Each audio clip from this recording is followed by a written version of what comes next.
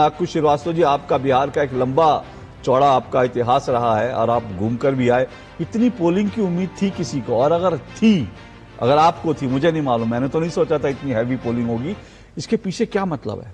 देखिए, जहां तक पोलिंग इस बार का सवाल है, तो जब पहले चरण का चुनाव हुआ तो जो आसार लगे और तब वो बम्पर वोटिंग जो कही गई, जो तुलनात्मक रूप से 8% ज्यादा थी, लेकिन अगर आप 2020 की इन्हीं 121 सीटों के हिसाब से देखेंगे तो 18% ज्यादा थी।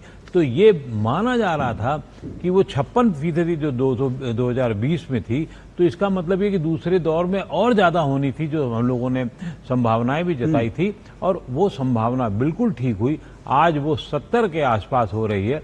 तो इसका मतलब ये हुआ कि ये मतदान बहुत बढ़ चढ़ के हो रहा है। अब सवाल ये है कि बढ़ चढ़ के हो रहा है तो किसको लाभ होगा?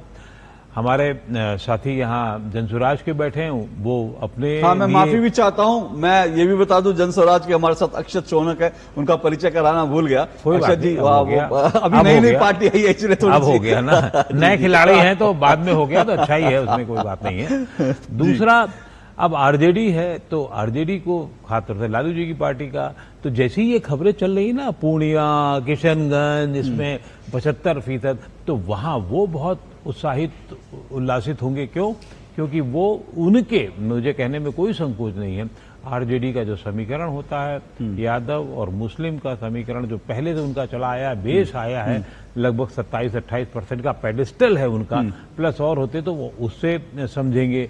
भारतीय जनता पार्टी अपने तरीके से समझने की कोशिश नहीं, लेकिन अक्कू जी, आपको रोक रहा हूं। देखिए, इस बार लोग कह रहे हैं कि इस चुनाव में एक और एमवाई समीकरण जो है चला है, और वो एमवाई जो है वो जैन जिज्ञासु जी वाला उनकी पार्टी जो कहती है वो नहीं, बल्कि इस बार एमवाई जो है वो महिलाएं और यूथ, एमवाई फैक्टर जो है कि उन्होंने बहुत बढ़ चढ़कर पोल किया है।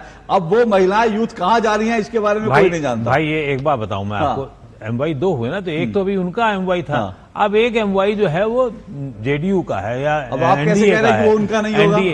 नहीं, अब देखिए, अब राजनीति में इतना पीछे खुला आप नहीं, पीछे जो बातें होती वो अब बहुत सारी खुली हो गई हैं, तो इसलिए उसको बताने में कोई हर्जा नहीं होता है।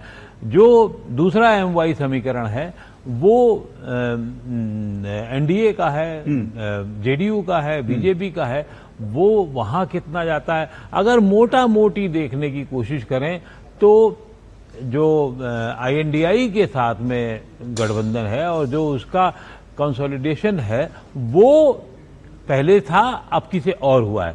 उसी तरीके से एनडीए का जो था उसमें पहले चिराग पासवान नहीं थे, अपने कुशवाहा साहब नहीं थे, तो उनका 6-7% टोटल भी लगा लें आपको, तो वो उधर गया है।